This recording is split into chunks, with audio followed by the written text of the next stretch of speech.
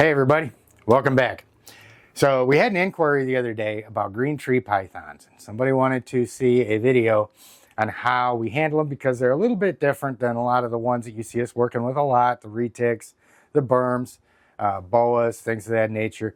Arboreal snakes like green trees and emerald tree boas, things like that, they've got a couple little nuances that we should pay attention to that make them a little bit more difficult. A couple things that we need to take into consideration. So today we are going to be pulling out our green tree python and talking about some of the special considerations when handling and setting up their enclosures today on Intrepid Exotics. Whether you're a lifelong keeper or just getting started, help us encourage responsible keeping, conservation, and public education in the interest of keeping our reptiles safe and healthy as we protect them for future generations. You're invited to spend time with us as we experience these awesome animals together on Intrepid Exotics. Okay, so we're going to go in here in just a second, go ahead and get him out. I'm going to kind of talk through what we do and some of the special considerations when we're setting up their enclosures first. And if you hang around till the end of the video, we're probably going to, as soon as we put him back, go in on Chloe, our little retic right here. She is zooming all over the enclosure and she wants to come out and play. So we'll probably get her out too. But when we're talking about green tree pythons, those are about one of the most arboreal snakes that you're going to find. Arboreal meaning that they tend to live up in the trees. And as you can probably see here, if I get out of the way, I know it's kind of hard to see the way the enclosure is set up, but you can see he's perched. Ramsey's, our Aru green tree python, is up on his perch back there. And they've got this really unique way of folding themselves over branches, which is really stable for them, but it really complicates handling when we go to take these animals out. And we talk a lot about the anxiety that a snake will feel when you first open up the enclosure and you first start to go in, where, you know, even a lot of tame snakes and stuff, they see you at first, they don't really know what's going on. There can be that hesitation, that anxiety. Between that and the food response, those are the times that people get bit. And of course, green trees, emerald tree boas, they've got this huge reputation for being really bitey, and everybody they know that as soon as they start trying to handle one, they're going to get bit.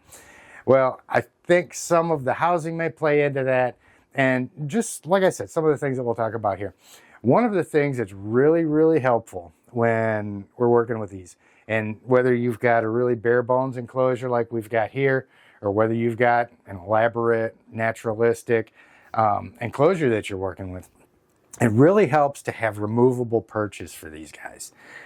If you've got stuff that's in there that doesn't come out, that they're latched onto, it's really going to take a lot longer to get them out, because you do have to be kind of careful, especially with these smaller species here. You know, they've got those really small vertebrae in their tails. They're kind of fragile, and you know, it's not too hard to hurt these guys. So if you've got something in the enclosure that you can't take out and you've got to go in and work with them and try and get them off of it, it can be kind of tricky sometimes, and it can be kind of stressful for them. I find with him, having these removable perches are great because I can go in there, make sure he doesn't have a hot food response, and once I get that perch out of there, like you'll see, he tends to calm down pretty quickly. So let's go ahead and do that. I don't want to sit here and bump my gums through the whole thing. Now I know because of the way we're set up in here, I got kind of finite space, and between the lights and the cameras and all that other stuff, you may not be able to see everything, but you'll see when I get him out. So these perches right here are nothing but, I'm just going in here with the hook and kind of putting it between me and him. And I've been standing here for a little while, so he knows I'm here. Let's go ahead and get him out. Now this is one of the things that I mean when I talk about how handy these perches are, is right now, you know, he doesn't have a food response. He knows time to be handled and whatnot, and I don't have to worry about fighting him off of that perch. I can really start interacting with him right now. Now these, you know, these aren't high dollar perches by any means. All they are is pieces of PVC with a loose PVC coupling at the end. So that way you can get it in there, force it and stuff. You could probably glue it in there to fit. But one thing that I like about having it not glued where I could take it off is that it gives a nice smooth surface, and you don't want to jerk this thing out from them because they do have a good grip on it. When you start to support these guys from both sides, you'll see them starting to change up a little bit. And the whole thing that they want is to just feel supported. So I've got kind of my hand, if you can see there, kind of pushing up on both sides of there. So I want him supporting his weight on there. And I'm just going to really gently kind of take this out. And you've got to be patient with them. You got to give them time to, get comfortable, loosen up a little bit, because they will hang on to that thing for dear life. And you'll find them too a lot of times during the day being kind of lazy. He is really active at night, but typically during the day he doesn't move around a whole lot. Let's see if we can go ahead and get him the rest of the way off of here. Oh, bud. Just really gently, what I'm trying to do is get him moving so he's putting some of his weight on the front half of his body, and he'll start releasing with the back half. And you really got to watch ceiling fans with these guys, because that's what he's looking at now. There's a ceiling fan going up there. They get mesmerized by these things. Definitely be careful with them. I've never got so lax as I let one of them get up in the ceiling fan, but I guarantee everybody will regret it if you do. There we go. Now he's starting to explore, starting to let go of this thing a little bit more. But you'll see what he does with his tail when he's on here. I guess you can see it. He'll start wrapping the end of that tail on there to hang on. What are you doing? You are just intent on getting up there. And as you can see too, I'm really not worried about getting bit. Again, these guys, they do like to climb. So he's demonstrating that here. They like having that high ground.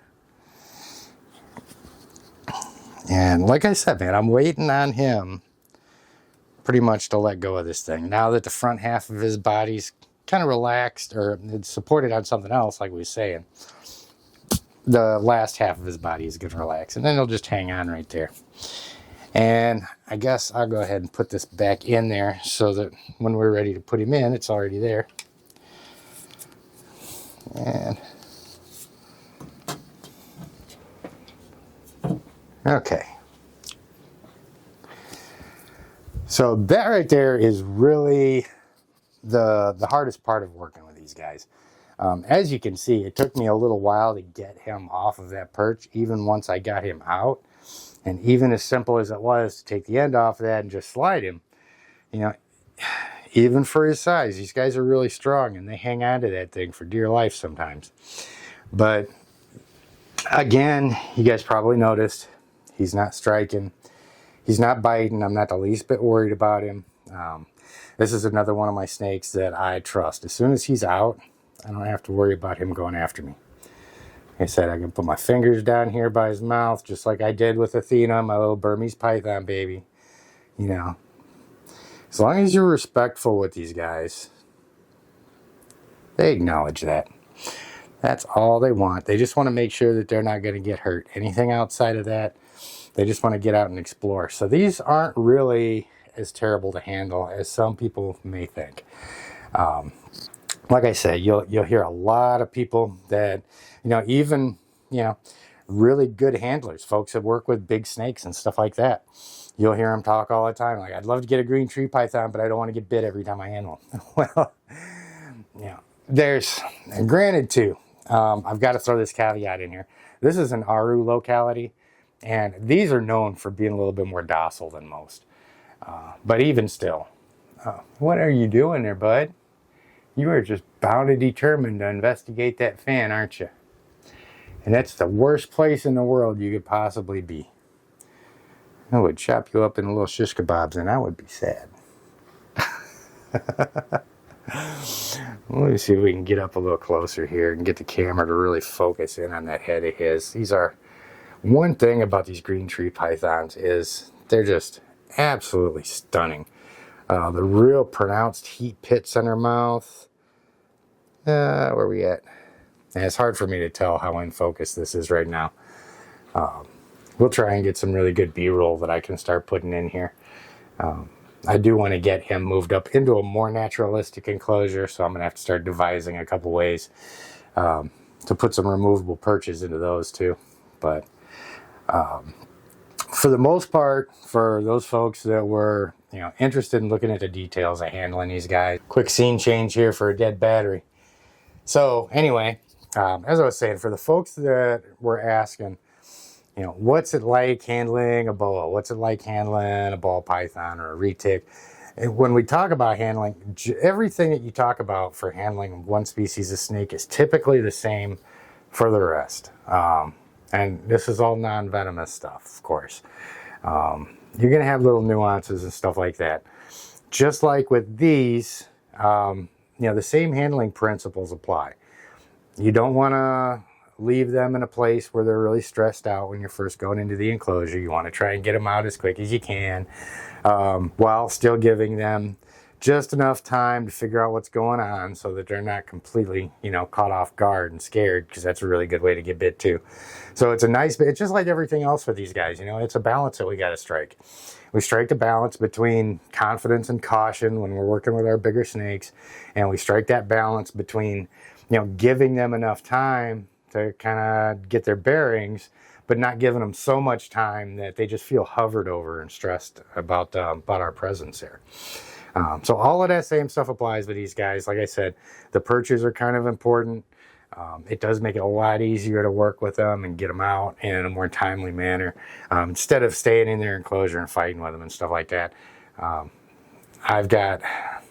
There's tricks. I'll probably have to go down with my jungle carpet python at some point and show you guys some of the tricks that I use when they are wrapped around something, and you just can't jerk them out by tug of war with them, because they will get a death grip and they will literally let you tear them in half before they let loose with their tail. You definitely don't want to be doing that. But there are some techniques that you can use when a snake's wrapped around something and you're trying to get them off. And we'll have to go into that in more detail in another video. Essentially what it amounts to is, like, say for instance, she's wrapped, she's wrapped around a tree, which is my neck, and I want to get her off and I'm pulling and she doesn't want to come off of it. What you can do is, especially if you're trying to take them out of the enclosure and they don't want to come out of the enclosure, then you kind of hold them like this and let them start going back into the enclosure and just slowly pulling your hand back. And you can kind of see a little bit of that here. She's moving towards it. And as she moves in the direction that she wants to go, of course, her tail is going to follow. And if you just kind of pull that back, and she's not going to do it because she's not really intent on going there, which is why I say I really got to get downstairs, because I've got to do this almost every time to my jungle carpet python when I take him out. It's a really good technique. Actually, same technique I used on Karma Garrett's 20-foot retic when she was up in the rafters down there at Retic Fest, and had to get her down from there. So it works on everything from little 6-foot jungle carpet pythons to 20-foot retics. Just a little hard to demonstrate with her with him rather, just because of the way he's sitting here right now. But I hope that helped. If you guys got any more questions about these guys and handling and tips and stuff like that, or if you've got one that's just really got an attitude that you might need a little bit of assistance handling and getting comfortable with, by all means, man, let me know. I'm sure we can work something out and get them squared away. Ain't that right, buddy? You guys are not that bad at all. The only time I've ever had an encounter with his teeth is he'll do this thing sometimes where he gets up on top of my head like this, and he'll crawl up, especially if he's around my neck, because they kind of stick to your skin a little bit, and he'll get his head up there and he'll start pushing down. Like, he'll just be like this and push down on top of my head, and when he does that, I can feel his top teeth poking me because they're so big for their size. They have got really huge teeth. So let me put her back, and we're going to go ahead. Chloe's in there playing in her water right now. And I hate to put him back because he's just having so much fun out here. Let's see, man, this all kind of goes hand in hand too with the video that we put out yesterday. God, these guys, they're just so much fun to work with, and there's so much diversity in the species. You get, some of these animals are just gorgeous. And if you get past your fear of them, then God, they're so much fun to work with.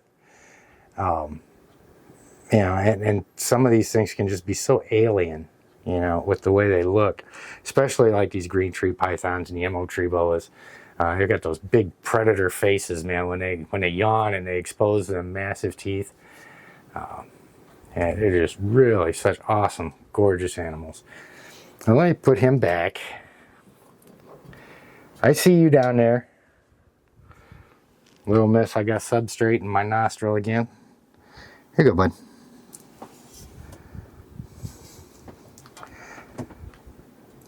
And you can see, I mean, you can tell you got a good relationship with your animal when you try and put them back in the enclosure, and they're like, no, I want to come back out. Oh, bud. Get on in there.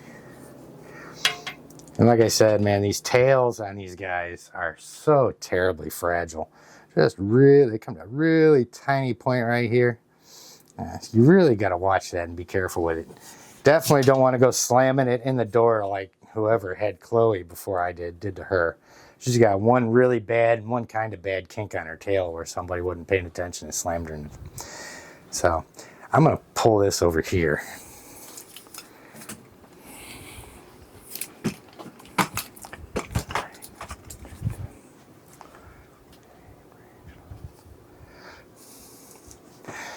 All right, so hopefully my lighting and my range and everything like that's not all completely jacked up. But I don't need this anymore. So we can shut this off and set it off to the side.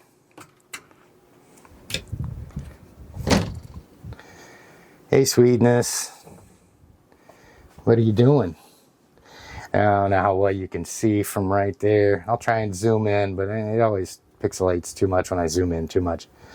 You can see she's got a little substrate in her nose. That's one of the things that I hate about, you know, having them on something that's not paper. As you know, they'll get in there and roaming around in that stuff and get nasty in their nose. So, and another thing too, you guys will see me with a lot of my snakes just going in like this, scratching them under the chin. It's not the recommended practice. It's, I always want to put a disclaimer out there that, you know, when you're working with your snakes, until you reach a certain comfort level with them, make sure you get your snake hooks handy and all that stuff, and make sure you're reading their behavior. You know, this is something that we develop over time as we learn to read what they're thinking and what their frame of mind is and so forth, where we could just reach in and stuff like that. I've never even had her try to bite me doing this. But if you're not terribly familiar with them, if it's a new animal or if you're kind of newish keeper, just make sure you have a snake hook handy so that, you know, you can go in, tap them just a little bit. Are you going to come out, or are you just going to sit there and stare at me? The world is watching. This is your chance to come out. Okay. Are you going to come see me? Well, you are. You just, whether it's of your own free will or not, we don't know. Come on, crazy. Let go of your log. See, and this is what I'm talking about too, about having things in their enclosure that they can latch onto as you're pulling them out. That's why if you've got a newer snake and you're working on, you know, socializing them and stuff like that, it's always good to wait a little while before you start putting stuff in there like this, because it just prolongs the process of getting them out. Her, I'm not worried about, because she's, you know, I can stay here and mess with her as long as I need to get her out. She's socialized, she's comfortable, she's not afraid. She's just, it's their nature to latch onto stuff with their tail. Come on, crazy girl. No. All right, now. You can kind of see she's kind of doing what I was talking about earlier, trying to move one direction. As she moves forward, you know, her tail's going to let loose. But just on a side note here, let me see if I can get a good view of her tail. This is why you don't close their tails in enclosure doors. I'm guessing that's what happened, because she's got a couple really bad kinks in there. Hopefully they work themselves out here in time. But I know a lot of you guys that watch the channel a lot love to see Chloe. And of course, Chloe loves to see you guys. She loves to get out and roam around and get in trouble. Ain't that right?